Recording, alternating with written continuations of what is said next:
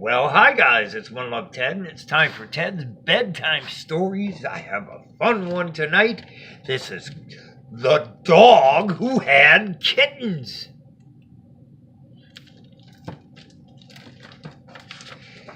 The Dog Who Had Kittens. And this is by Polly M. Robertus. Illustrated by Janet Stevens.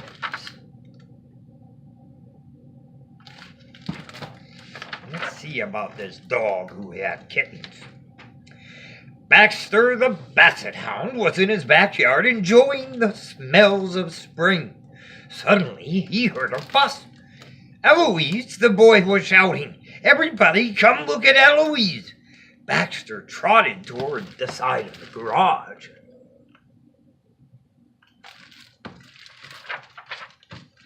He got there just as the boy's parents did. He had to push his head between all the legs to see what was going on. There, lying on her side in a box, was Eloise. When she saw Baxter, she bristled her fur and hissed.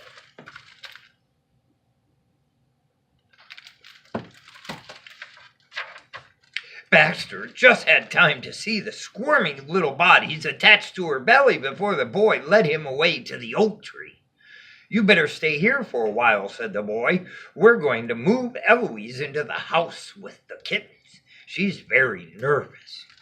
So Baxter was chained to the tree, abandoned.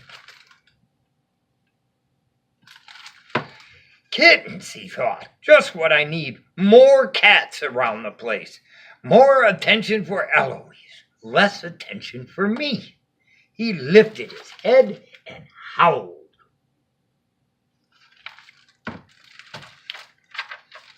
Hours went by. No one even looked at him. It was almost dinner time when, to his surprise, Eloise herself came toward him from the house. "Congratulations," he said, as sincerely as he could. Eloise was licking a paw. "Marvelous, aren't they?" she purred. "How many?" "7. 3 of them looked like me. Gorgeous." Baxter slumped down in the grass. 7 kittens? This was worse than he'd imagined. "That's nice," he said miserably. "How long am I going to be an outcast then?" "It wasn't my idea to chain you up. All the same, I'd appreciate it if you'd stay away for a while. You are a dog, and the kittens and I are cats. I know you for a very good fellow, but I must warn you, don't come near my kittens." And she stalked off toward the house.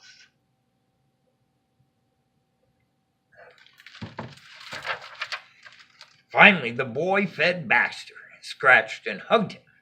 But the ball didn't come out, and Baxter wasn't invited for a walk. Worst of all, Baxter had to go to bed in the garage.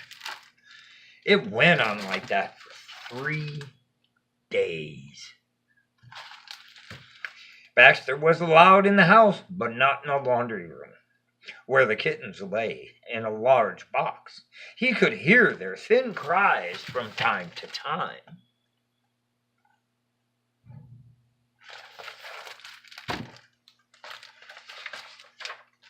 One day the family left the house but didn't quite shut the laundry room door. Baxter nosed it open and pushed inside. He could hear the kittens crying. Eloise was nowhere in sight. Baxter hung his head over the side of the box and had a good look. Suddenly he didn't feel a bit jealous. "They're so tiny," he thought. "Their eyes aren't open and they can't even hold their little heads up or walk." The mewing babies seemed to be searching. Their cries were the most pitiful sounds Baxter had ever heard. Suddenly Baxter was furious with Eloise. Where was she? What right had she to leave her babies alone like this? When had they last eaten? Baxter began to pace around the room. The kittens' cries grew louder. "Oh, why doesn't anyone come?" he thought desperately.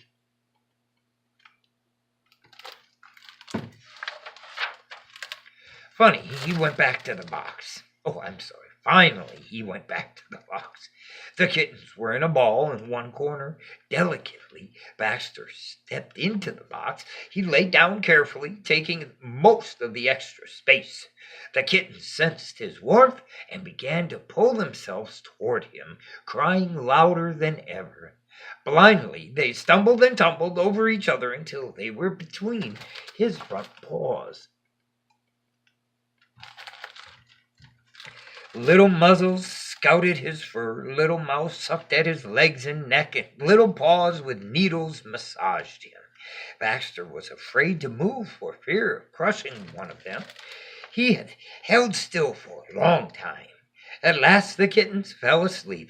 He sniffed and poked them gently with his big nose.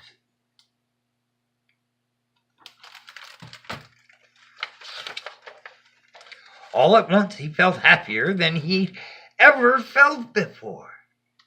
I did it, he thought. I helped them. They feel safe now. This is wonderful.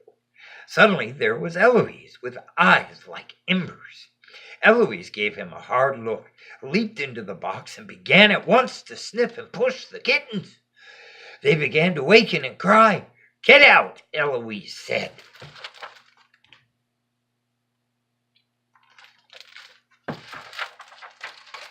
Baxter climbed carefully out of the box. I didn't hurt them. I can see that, but it's feeding time. You're in the way. Past feeding time, Baxter said, remembering his anger. Poor little mites, crying and crying, and where were you then? None of your business, and don't think I don't know my business. Kittens are always hungry, they think. I have to get away from time to time. Baxter looked at Eloise. The kittens were suckling. A pretty sight, he said humbly.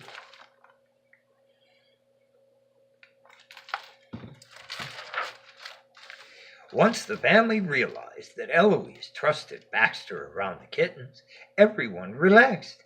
He could come and go as he liked. To everyone's surprise, he spent most of his time with the kittens. Since Eloise only came around to feed and wash her babies, it was Baxter who really took care of them. The kittens seemed to think of his nose, tail, and especially his long dangling ears as a kitten playground.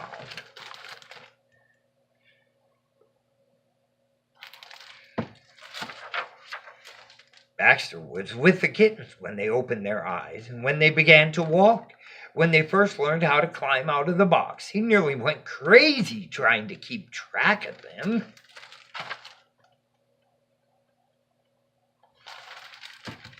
He'd forgotten about his old life until one day, when the kittens were several weeks old. The boy came downstairs whistling and tossing a ball. "Come on, Baxter, let's go to the field," he called. Baxter, suddenly remembering old times, ran outside and trotted happily alongside the bicycle. They played fetch and then went into the woods nearby. Baxter dug up a rotting catcher's mitt, and, to his joy, the boy let him keep it.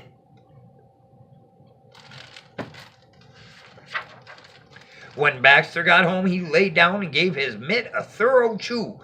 Out of the corner of his eye, he saw Eloise vanishing through her cat door. Suddenly, he remembered the kittens. Baxter raced to the house, nosed open the door, and skidded across the kitchen linoleum into the laundry. The box was empty. Sniffing, Baxter searched for the kittens, but he couldn't find a single one. Neither could he hear them. Oh, where could they be? He sat down and howled.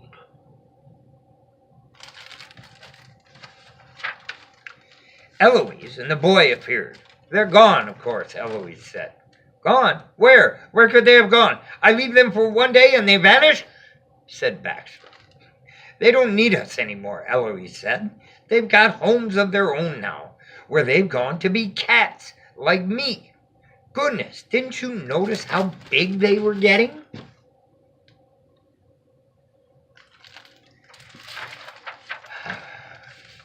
Baxter could hardly eat his food that night. He lay at the boy's feet after dinner, and when the family went to bed, he tried to sleep. but he just felt too lonely. Finally, he got up and went into the laundry room where the box was full of moonlight. He snuggled up in it, comforted by its kitten smell.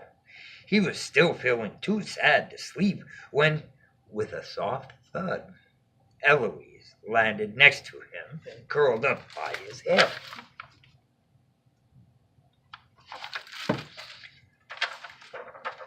It occurs to me I never did thank you for all your help, she said. You're welcome. I enjoyed every minute of it, he sniffed. Eloise began absently to lick his ear. Well, she said, I have to admit it, it's strange without them. It's good to know I might have more kittens someday. Anyway, I'm glad you're still here. Oh, Eloise, really? Baxter sighed happily. He fell asleep at last, while Eloise licked and licked his ear, just as though it were a kitten. And that's Ted's bedtime story this evening. Hope you enjoyed that. As I always say, it's right here. Peace, love, music, tolerance, and reading. Teach your children to read. Teach your grandchildren to read. Teach them to enjoy what they read. And as they grow up, teach them to question what they read. But more than anything, teach them all to strive and work for world peace. I love you all. Good night.